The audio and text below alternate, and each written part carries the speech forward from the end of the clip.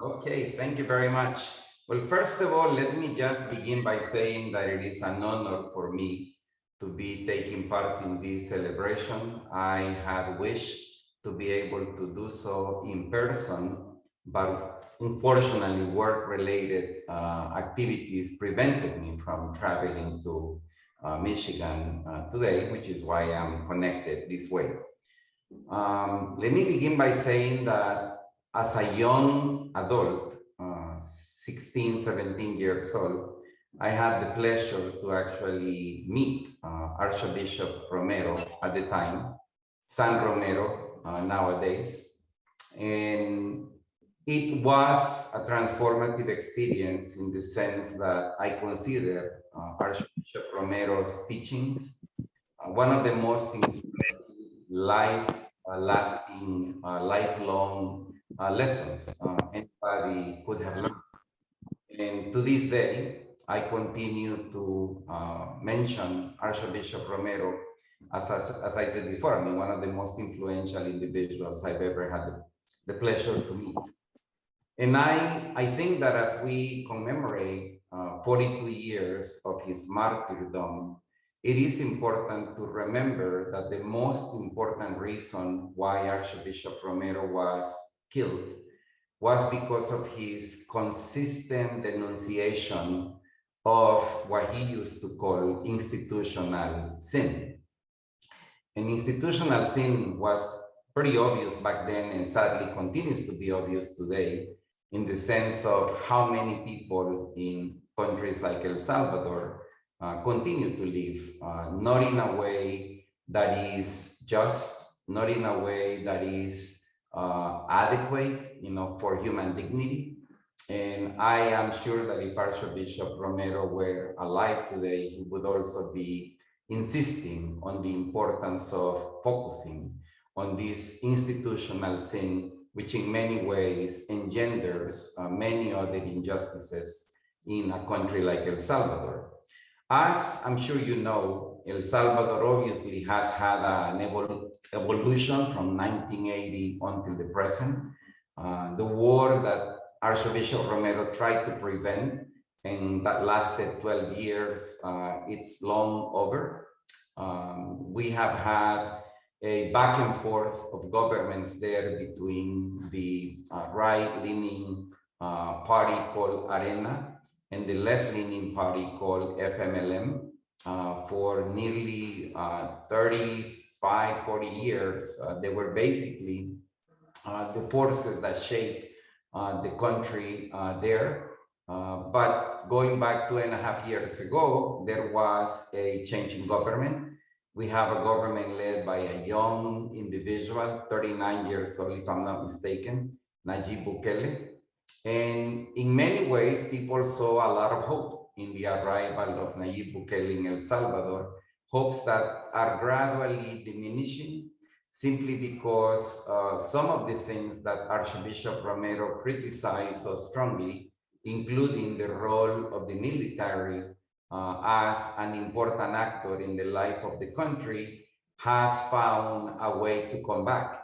And now more than before, we have the armed forces of El Salvador playing a very important role, not necessarily a ultimately decisive role, because some of the other forces that Archbishop Romero also criticized very strongly continue to be forces, and I'm talking essentially of the economic elite of El Salvador, continues to be extremely insensitive to the realities of poverty, the realities of economic systems that keep people from having an opportunity to live a decent way of life. And obviously, I'm abbreviating from a lot of the things that happened over the last 40 years. El Salvador sadly continues to be a country where safety is never really guaranteed. There has been a reduction in the number of homicides committed on a daily basis, but it doesn't mean that Salvadorians are truly free to live the lives they would wish to be able to live.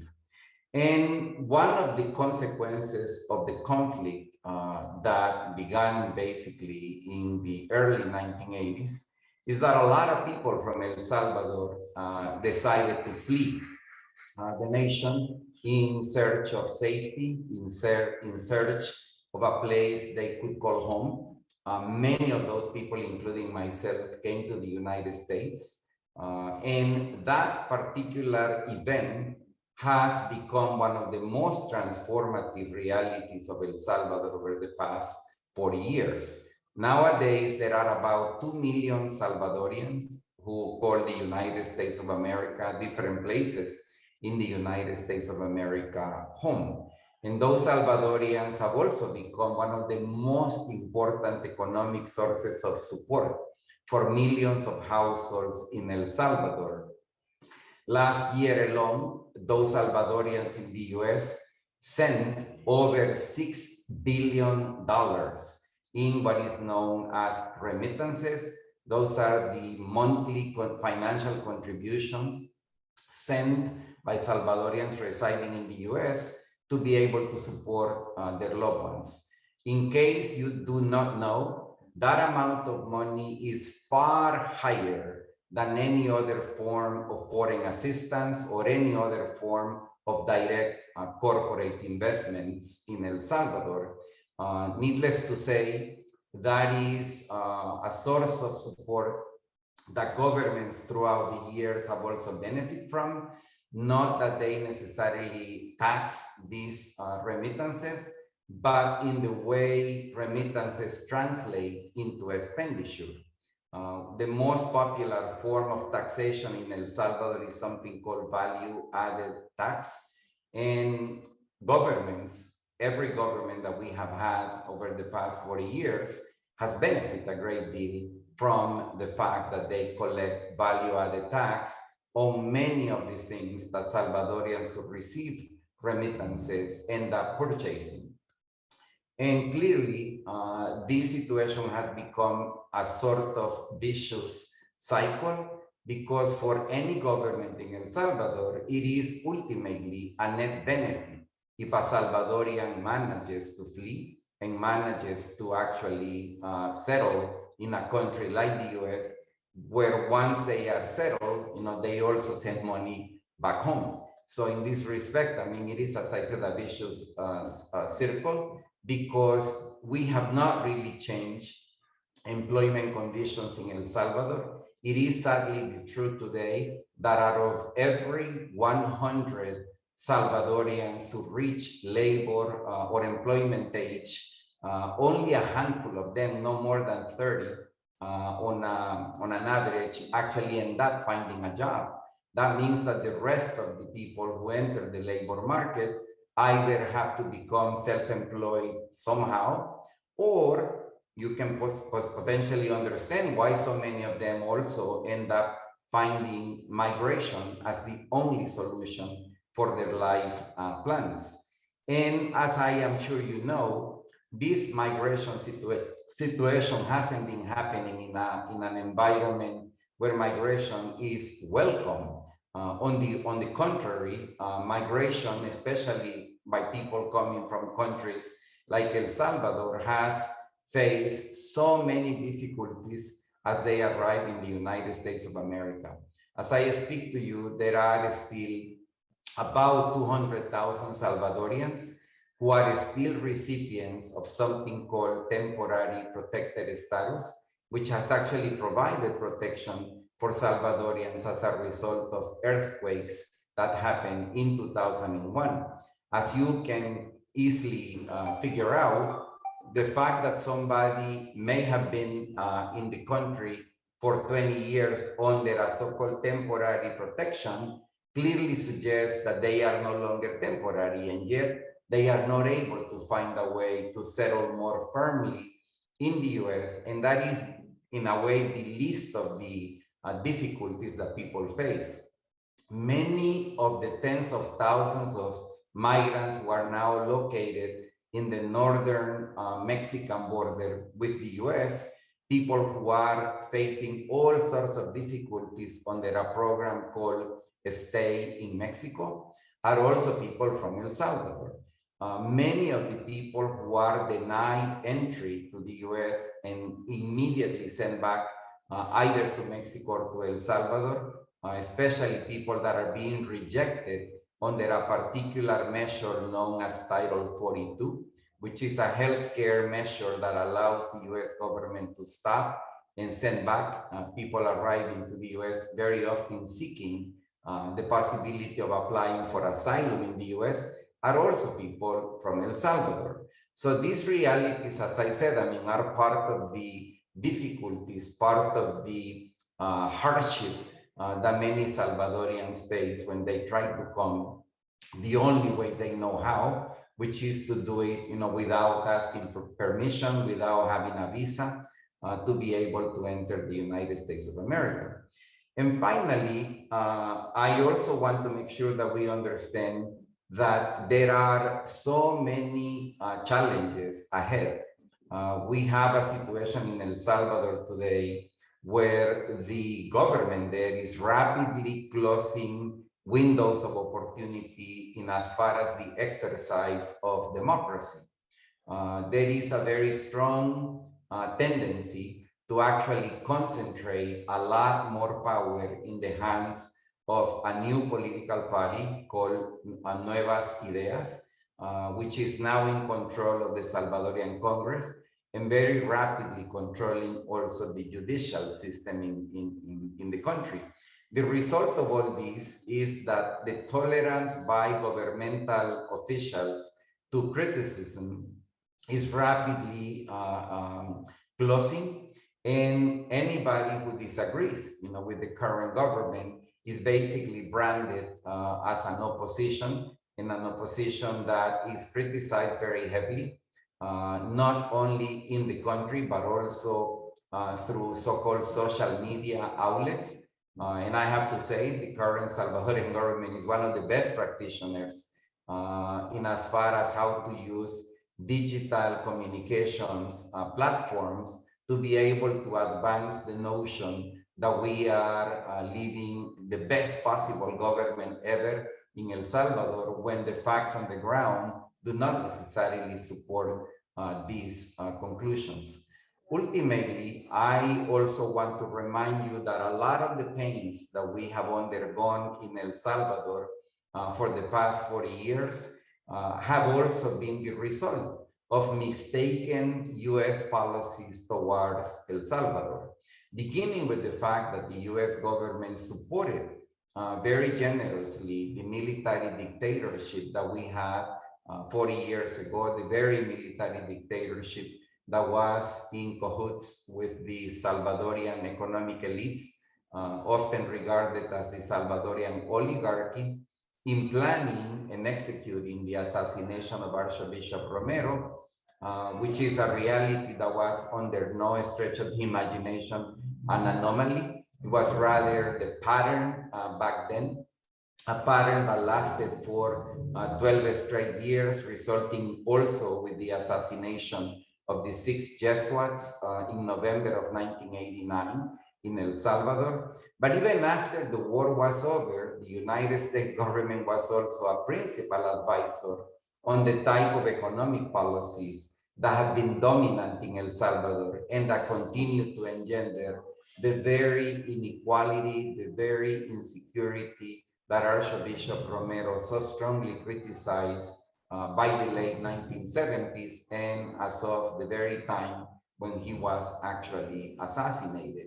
In this respect, I mean, it is important to understand that Americans, especially Americans of faith, Americans that really mean to help a country like El Salvador, have a lot of work to do in as far as understanding this history of involvement by the United States government in El Salvador, and to find a way of bringing about some level of correction to this sad history of wrong policies applied to a country like El Salvador, and ultimately find a better way to strike a positive, healthy relationship, not only with El Salvador, but with the other countries in Central America and other close partners of the United States in Latin America altogether. So I know that it's a very short period of time, the one I have. I'm about to be done with my 15 minutes. But I just wanted to ultimately say that while there are so many things to criticize about the relationship between El Salvador and the US, there are so many stories also to celebrate. And not the least of them is the relationship that so many communities in the US have established with El Salvador that are basically testimonies of something that Archbishop Romero was also very clear in pointing out. And it is the fact that the way the US government approaches the relationship with a nation like El Salvador is not to be confused with the relationship that people of good faith can have with a country like El Salvador. I want to end by thanking you for having organized this event, and to again apologize for the fact that I'm not there to be with you and be able to have more of a dialogue in the course of the next hour and a half or so. Thank you very much, and I apologize that I went 1 minute beyond the 15 that I was given. Thank you. Good. Well, thank you also for inviting me, and I have, as Father Bobby pointed out, also a short time to say many things, but I realize that Oscar certainly has given us a great foundation for the things I wanted to share with you, which is a little bit more about faith doing justice. What does it mean for us when we know these things, when we hear these things? And one of the slogans in El Salvador related to Archbishop Romero, San Romero, is Romero vive, la lucha sigue. Romero is alive and the struggle continues. And that is for sure. It has been continuing. There's been some victories along the way in El Salvador, but I'm going to be talking really about all of Central America and Mexico and all of Latin America and many, many places in the world that this applies to. But we're part of that struggle. We can be part of that struggle. We're hearing about, what El Salvador today, right now, is going through, the history of what it's gone through, and what does that have to do with us? How can we be part of that? And I think of March 24th as a call to solidarity, that there are many ways, and some of us will do it some ways and some of us other ways, that we can be in solidarity with the people of Central America. I think Oscar has given us some reasons why they need that solidarity, and that we have some part historically and currently in why things are the way they are there. But what is solidarity? And if we had more time, I would be asking you what you thought solidarity was, and we could be having a discussion. But what does it look like in action? And I think, again, that Monsignor Romero gives us a way of being in solidarity. He certainly had compassion. Many of us think of compassion as a way to be in solidarity, and that is true. But I think there's another. I think it's something like compassion plus something equals solidarity. And again, looking to Monsignor Romero, my answer would be the prophetic voice. Using our voices to denounce injustice, what is happening, what we can see, what we can learn, and announcing good news. What is possible?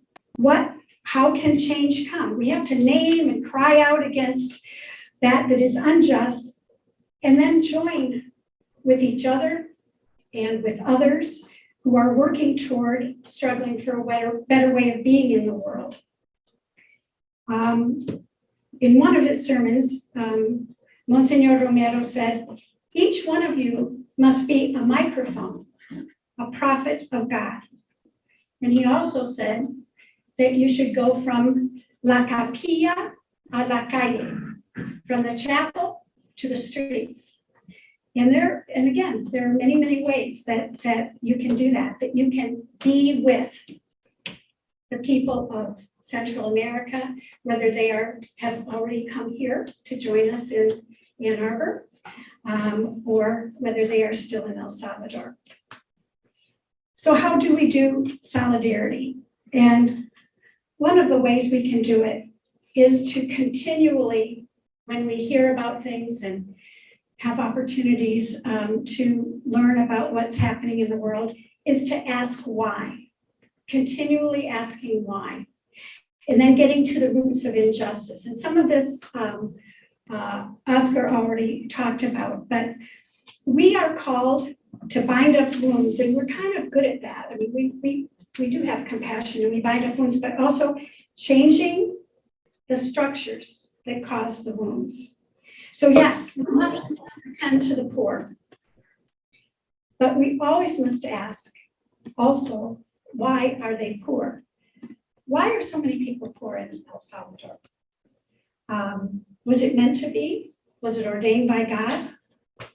Is it just the way it is? It's just, that's realistic stuff. I think we know we want to work for peace and denounce injustice, and not denounce violence. But why is there so much violence? Why is there so much violence in Central America? And it is, there's a lot of violence. Is it just that all the people are just more predisposed to being violent? And again, Oscar gave us some of those reasons because it benefits someone, that violence. And what we have to take on is asking, how does it benefit the United States to keep promoting the militarism in each of those countries?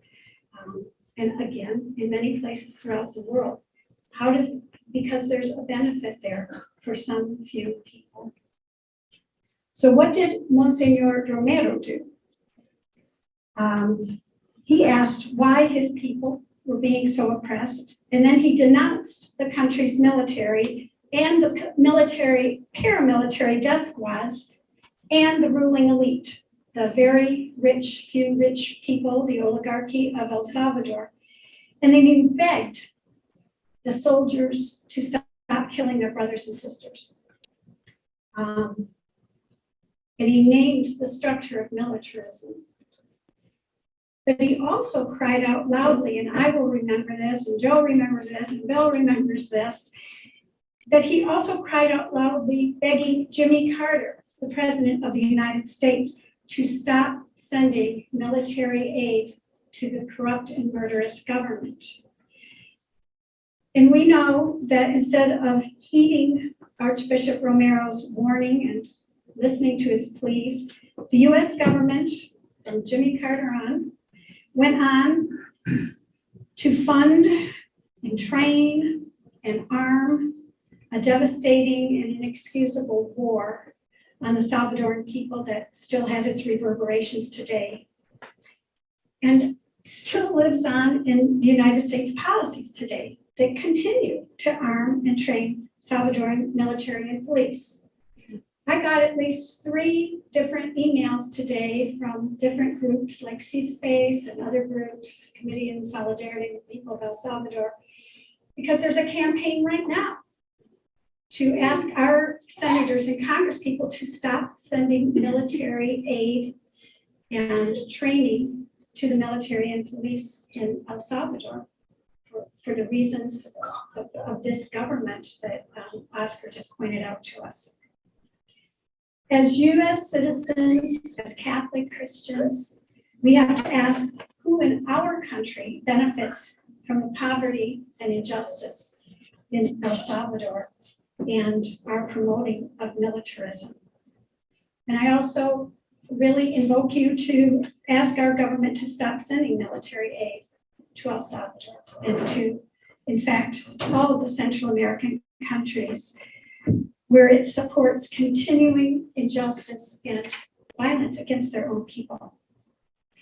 I have spent a lot of time in Honduras over the last 12 years. I've been focused there ever since 2009 when their democratically elected president was overthrown by a military coup, which unleashed a reign of terror against the population, not unlike what happened in El Salvador in the time of Archbishop Romero. In the case of Honduras, the United States government accepted the coup. They cooperated, our government cooperated with corrupt regimes that came after the coup and increased by so much military and police aid to Honduras. And as you know, being in this parish, those who have had to flee the miserable, dangerous, anti-life conditions in Honduras, El Salvador, and Guatemala, and Mexico, have come in large numbers, including caravans, heading to our southern border to even more struggles. And many of them have made their way to north to Michigan, to Washtenaw County, and to our parish. At St. Mary's, as we must, we have been attending as well as we could to the immediate needs of these sisters and brothers who are seeking refuge and to be able to live in dignity. At St. Mary's, we pray with them. We give grocery gift cards when needed, give rides to Detroit for meetings with immigration officials, and much, much, much, much more. And I think Archbishop Romero would ask of us to also ask why. Why did they have to flee? What are the sinful structures in their country that keep them from living a dignified life there? And how and why does our country help keep those sinful structures in place in their countries that fuels the migration to our border where we turn them away? Kind of double jeopardy. So asking, I think today Monsignor Romero invites us. I want to invite you. You don't have to, but to ask these questions and to join together with each other here at St. Mary's, here in Ann Arbor, and really throughout the United States. There are movements everywhere, and in each of these countries, here's the good news, that know this, and they know what they're up against, and they are trying to work. There are women's groups and labor groups and all kinds of social movements, and there are ways to support them and to be in solidarity with them. And I hope that we get a chance to talk about some of those things along the way. I think my time is up now. Thank you so much. Marian, thank you so much for sharing so much in a brief amount of time. So now I'll pass it over to 4 students to share a brief reflection on our recent time in El Salvador.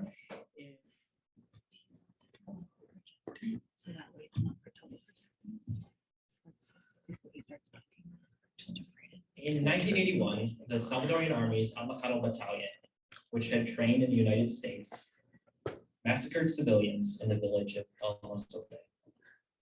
They divided men, women, and children in separate groups, locked them in various buildings, including the church, then began the executions.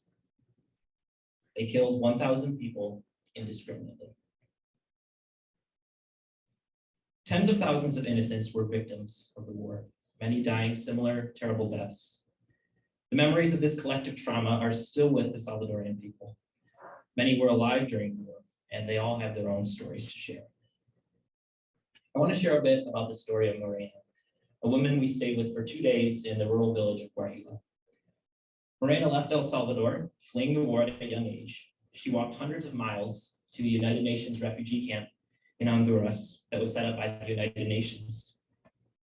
Her family stayed for a few years, but then people started facing abuse from the Honduran army. It was time to go back. So she settled in Guarila with nothing but what she was carrying. And with all this terrible pain and suffering, the collective trauma, I thought finding God in El Salvador would be difficult. The first universal apostolic preference is showing the way to God. And so I asked myself, how were we shown the way to God? Where was he? In the stunning mountains, kissed by the light of the setting sun, God was there.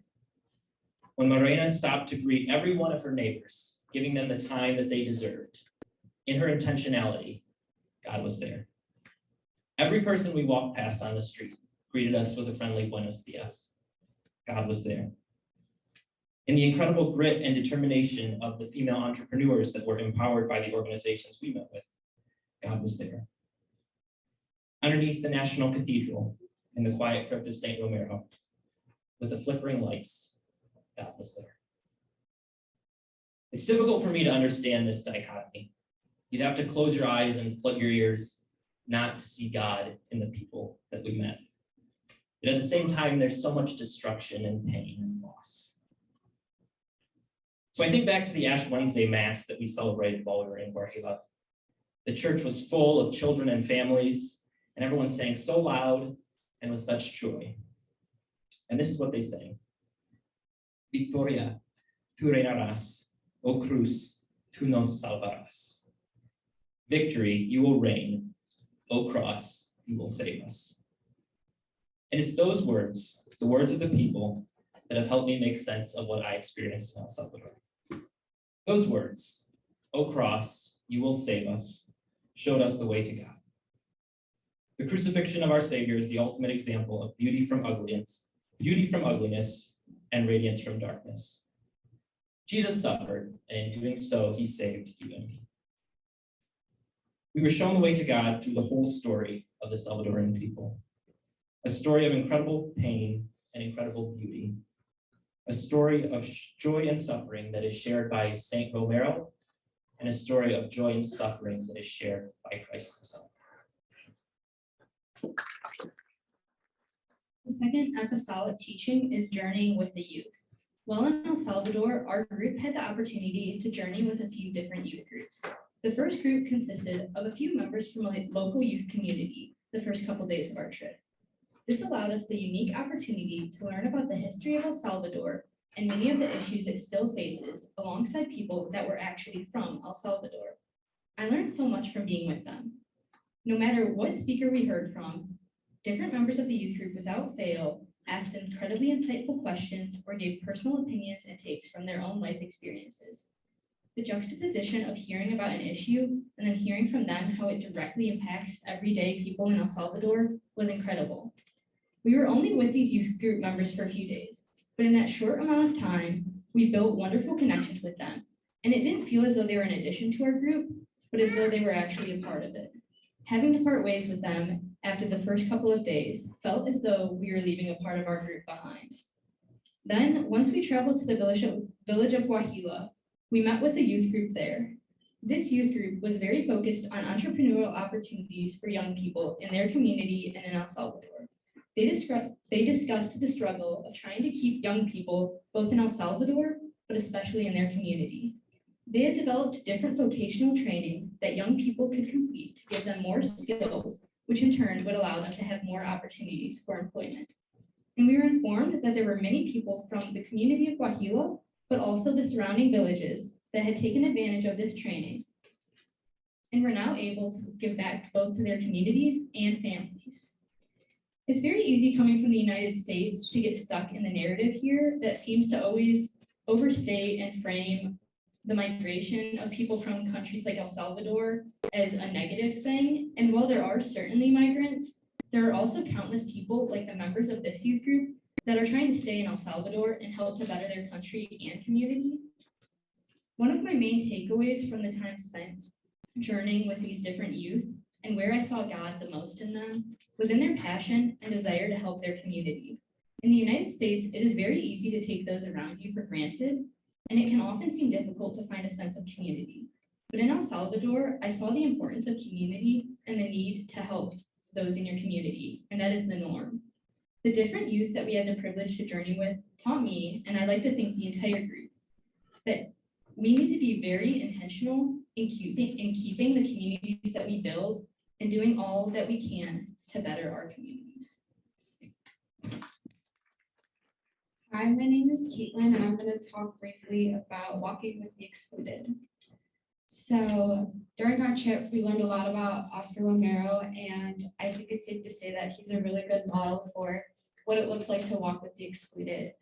And during our trip, we learned a lot about him and also about liberation theology and how he really exercised this way of thinking.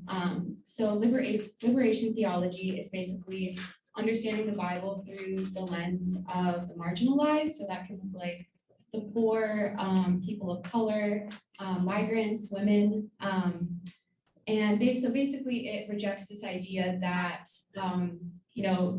you have to suffer on earth in order to gain access to heaven. So what was happening was a lot of people in El Salvador were suffering, and they would come to their religious leaders and say, my children are starving, what do I do? And they would say, well, don't worry, you're suffering now, but when you get to heaven, everything will be okay. But liberation theology says that actually we're called to be building the kingdom of God here on earth. You don't need to wait till you get to heaven. These are steps that we can be taking here right now. And I think we witnessed this type of liberation theology in the people we met and the organizations we got to meet with as well. Because what was really remarkable about them was that they were noticing very small needs in their communities that make a big difference. So we met with a program called Programa Velasco, and they support female entrepreneurs in San Salvador. And so basically a lot of the women there are part of the informal sector. So they might be selling fruit or goods on their own. And basically this program has identified that a lot of the women, aren't getting business training that they need to actually, know how to set up a successful business. So what they've done is they've set up a program where I think it's for a year or two, and they get to go to classes. They have a daycare and school there so that their kids can be taken care of, so that the women can focus on taking their classes. And we got to see some of the women who have completed the program and what they're doing with their businesses. And it was just really cool to see how these people in the community were just seeing these very specific needs and acting on those. Like some of the other people on the trip have mentioned too, in Guajila, there's very similar programs that are supporting female entrepreneurs and young entrepreneurs so that people don't feel the need that they have to migrate. I think sometimes we forget that people don't want to leave behind their homes, their families. They would prefer to stay where they are and be with the people that they love. So it was also really nice to see people, kind of uprooting the causes for migration so that, young people feel empowered to stay where they are and can contribute to their own country.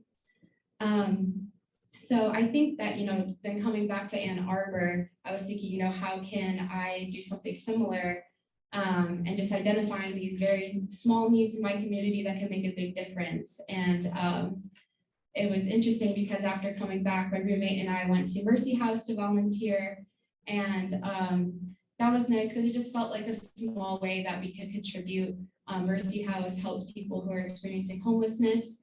And, we were pretty busy packing up breakfast for everybody, but a lot of people were coming up to us and just wanting to talk or crack jokes with us. And I think that just like in El Salvador, I think, a lot of people just want to talk and share their story with you. A lot of times there's not an opportunity to do that. So I think that walking with the excluded can look like just, sitting down with someone, having a little conversation, getting to know them better. So yeah, I would just encourage everyone to be thinking about that today as we celebrate Oscar Romero and how we can identify the small things and act on those in our lives. Thank you. Hello, everybody. My name is Olivia. On the very first full day of our trip, we met with an organization called UNES. This organization works to raise awareness of environmental issues and promote sustainable solutions. Some of the statistics I'm going to share with you tonight are just a sample of the heartbreaking statistics that UNES discussed with us. In El Salvador, one of the most pressing concerns is limited access to water. In 2019, none of the water in El Salvador was ranked as excellent. Only 14% qualified as good, and even access to the majority of the water, which is ranked as regular, is restricted by geographic location, such that rural communities typically have even less access to quality water or to regular quality water than other communities in urban areas. And if these rural communities are too small, such as the community of Guajila where we stayed, then they don't even receive government support for development projects such as water filtration systems. Water contamination is made worse by other harmful actions such as deforestation, which is typically done for the sake of mining or to clear land to raise crops for cattle factories. And it's again made worse by climate change. El Salvador, as a result of climate change, has seen high volumes of rain over very short periods of time. And so the rain they used to receive over a couple of weeks has been showing up in just a couple of days, resulting in longer dry stretches and damage to crops. And when 40% of the population lives in a rural area whose income is dependent on those crops, the results are devastating. And so when it comes to climate change, El Salvador's impact is tiny. The carbon footprint of the average Salvadorian is significantly smaller than the average American. And in the world overall, carbon emissions of the global south are significantly smaller than the carbon emissions of the global north. And so the fourth universal apostolic preference is to care for our common home. And this is not the first time we as Catholics have received this instruction. One of the 7 themes of Catholic social teaching is to care for God's creation. So we as Catholics are called by God to be stewards of the earth.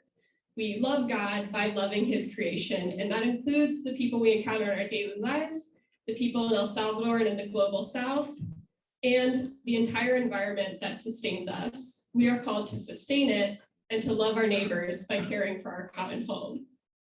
And so what does answering this call to love look like? I'm sure you all are familiar with instructions to make sure you recycle or take shorter showers or biking if you can. And while these are all great, larger action is still necessary. So I challenge you all to petition your representatives, encourage them to promote legislation that protects the environment and holds companies accountable. Attend a climate rally or strike. I believe there's one on Friday. Double check on that. And, reduce your meat intake, especially if it's coming from those factory farms, and donate either your time or your money to organizations that work to protect our environment. And then encourage others to do the same. Start a conversation and turn that conversation into action. Thank you. Well, thank you so much to our students. I'm just continue to be so impressed by the students being able to spend time with them in El Salvador and hearing them speak. Really, really powerful. Thank you. Now I think we'll just open it up to some time of discussion. We've learned a lot. There's been a lot packed into the last 50 minutes or so of content, and a whole lot more. But one of the big questions is, how are we living out a faith that does justice in the here and now in Ann Arbor, Michigan in 2022? So this is a question we can discuss, or if there are other questions of things that you heard that you'd like to ask Marianne or of our others, of Bill or Father Joe or others who are here, let's open up the conversation. So we'll take a little bit of time for question, answer, discussion, and then I think the Pusas are waiting for us after that. So yes, questions, comments. Just how long, just tell a little bit more about the trip. How long, and is there another, do you do this? I haven't heard this in a while. This is great. Yeah, so Crispas, the shirt that Anna is wearing there, is an organization that started, I believe, in 1984 by a Quaker, a Lutheran, and a Catholic from the United States. Marianne, you probably can say more about that. And so they've been working, the work has evolved in different ways, but they host mainly high school and university groups. 4 week-long trips or so in El Salvador, doing it. I see it as like a social justice immersion, learning tour in a way. So meeting with groups. So we're not there necessarily building or doing much work, but maintaining relationships, learning, and similar to the Selma group, and who also went on an alternative spring break of learning, meeting with groups. So that's a bit, and I'm actually going to be taking a group down this summer in June to do a week-long trip for adults or whoever would like to go. So if you're interested in going on a Crispas trip this summer, there's one available. I'd like to put Father Joe here on the spot. we've met with a lot of Jesuits. Heard about in Guajila, the village that we're in, there was a Jesuit from Spain who was down there. He was living in the community where these Jesuits and 2 women were killed in 1989, but he was out of the village. But he used his engineering background to help this village, Guajila, to rebuild after the Civil War, to build water and health clinics and doing a lot of work. So it was personally to be a first-year priest and a Jesuit there, seeing the work of them. But Joe has been dedicated to social justice work throughout his life and life as a Jesuit, and particularly in Latin America. So could you just share anything that kind of connected here, or anything of your work? Hi, everybody. It's really inspiring and encouraging to see this kind of gathering and the wonderful input that we've just heard. Reminds me of how Bill and I, when Archbishop Romero was assassinated, we were working in solidarity groups in Detroit, and it was just overwhelming, the reality of what had happened to him and killing an archbishop.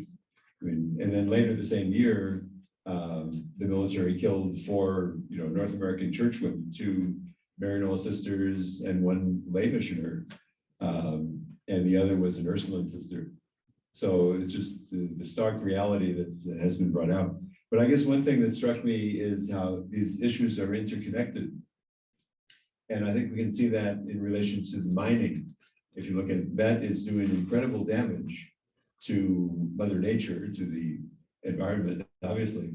But those mining companies are protected by the military and the police in those countries. So people try to organize again, to save their lake or save their land or whatever from the mining companies, many of which are Canadian actually. And they run up against the power and brutality of their own military, which again, we support, as has been brought out. So all these things are interconnected. And I also like very much Mary Ann's emphasis on, compassion, but leading to action, I might say, compassion. And I've always thought that when we see the terrible needs, the extreme needs of people in Latin America or here too, for that matter, we have to say, well, what can we do in addition to helping? And I think we all want to help people individually. If you can, you try to share what you have, respond to some immediate needs. But it's so much more effective. Our love is so much more effective if we work for justice and not work for justice for those people, but with them. That's another very important thing, to join in their struggles and maybe to lend whatever we can to their struggles, to work with them, not so much just for them.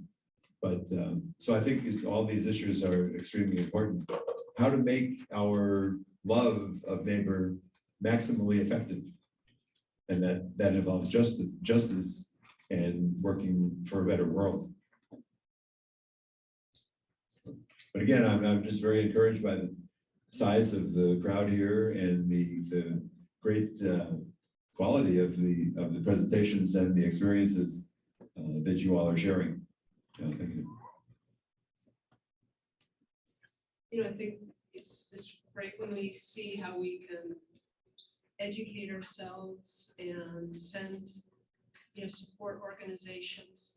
I remember, Mary Ann, there are occasional trips of witness, and I was just wondering if you could briefly explain or summarize the change in dynamics when Americans walk with Central Americans in any kind of protest and free speech, or what happens when we aren't there, and what happens when somehow some of us find the courage to just walk with people. Well, thank you.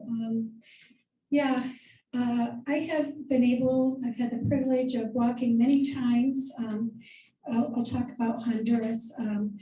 We take delegations of people to be there, to continue to learn as the students did, and to meet with various sectors. But we have made quite a bond with the Jesuit Radio Progreso. which is Radio Progreso.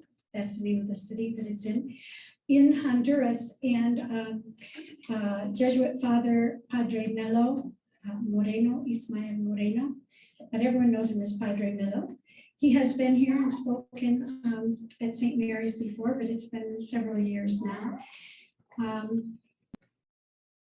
With the radio, it does all kinds of amazing advocacy work. We have actually taken part and been witnesses in protests. Some have turned violent, and some, usually when we're there, when there are North American people that are, that it's obvious that's who we are, we think that and the people think that it has some kind of protective measure, because they get into more trouble, the police and military, if they were to harm, people from outside of the country. So what it means for folks there that we are there, and we can't be there all the time. And so it's, you come in and you spend a few weeks and you go to some different events that they're having, and you're there in solidarity, literally standing by their side. It's very, very much appreciated. I would like to talk from the other end about what it means for someone like myself to be there. And really, the word that comes to me is privilege. I feel very privileged. And I think the first one was finding God, was the first apostolic. Yeah, it's being able, and this is what we learned from Romero and from so many others that have gone before us, to be with people at the periphery, to be with the poor, the preferential option for the poor is the closest we come to God, to being with God and being God for each other. As I was listening to the students, two things really struck me personally. And one of them was the comment that small things can really mean a lot. And the other one had to do with water and what an important need that is on a basic, and how a conversation is nice, but it really doesn't mean much if it doesn't turn into action. So I'm wondering about the water. What we could do as a parish, perhaps, is the water problem a problem of not having a well that is deep enough in the village? Or is it bigger than that? Do they need a filtration system? And then we're talking lots of money. But if it's something that's just simple, like a well, I think as a group, as a parish, we could maybe make that our one thing that we could do that's practical, small enough to be doable, and to make a difference. Thank you. That's a great point. How do we put this into action? And we actually, on the way back, our group, of all the maybe the 8 or 10 different organizations we met with, we said, if we had $100,000, how would we divide up that money, or where would we want it to go? So just kind of an interesting thought experiment, as a group, to be able to discern that, right? How, the amount of money that we spent on ourselves to go on this trip, could we give back at least that amount back into one or multiple of the communities that we are in? So I think that's a really, and what does it mean for us, whether it's investing in a project in El Salvador, or really taking further steps to really live out a faith that does justice, right? We can talk about it. I think there's a lot of, real passion in this parish, in this community. But, kind of talk and passion only go so far, and especially with our environmental crisis, action is, there's a lot more that we can do, right? Olivia saying, yeah, some of these things, riding a bike, cutting back on water, yeah, these are important things to do, but there's something more. So let's continue this conversation. Marianne, yeah, maybe if you have a final thought, and then we'll do a closing prayer and move to food. So, yeah. I just want to say that this is a really good example of what we are moved to do and what happens when we ask another why and go beyond. yes, if you can do anything for that particular village about that needs a well, absolutely. And ask the big question, and if you want to, because you've asked, is it bigger than that? It is bigger than, it is that, and it's bigger than that. And anything that you can learn about mining and who the mining companies are, because that's who's following the water in El Salvador and in Honduras and all the other big mega projects that are coming from outside, big tourist developments, deforestation, lumbering, that the people, it doesn't give them jobs, it doesn't give them profits, it all goes somewhere else. That's the bigger issue with water, and I think it's really important to say that and to look further into it. And where we started with the Romero prayer that Adam spoke for us earlier. And this prayer was written to honor Monsignor Romero. So I think it's a great way to end this. And as I read this, I want you to just reflect on all that we've learned tonight from all of our amazing speakers, and think about how we can put our faith into action. And I encourage you all to continue conversations about El Salvador and all that we've learned as we get ready to enjoy some Jesus. It helps now and then to step back and take the long view. The kingdom is not only beyond our efforts, it is beyond our vision. We accomplish in our lifetime only a fraction of the magnificent enterprise that is God's work. Nothing we do is complete, which is another way of saying that the kingdom always lies beyond us. No statement says all that can be said. No prayer fully expresses our faith. No confession brings perfection. No pastoral visits bring wholeness. No program accomplishes the church's mission. No set of goals and objectives includes everything. This is what we are about. We plant the seeds that will one day grow. We water the seeds already planted, knowing that they hold future promise. We lay foundations that will need further development. We provide yeast that produces effects far beyond our capabilities. We cannot do everything, and there is a sense of liberation in realizing that. This enables us to do something and to do it well. It may be incomplete, but it is the beginning, a step along the way, an opportunity for the Lord's grace to enter into the rest. We may never see the end results, but that is the difference between the master builder and the worker. We are workers, not master builders, ministers, not messiahs. We are prophets of a future, not our own. Amen.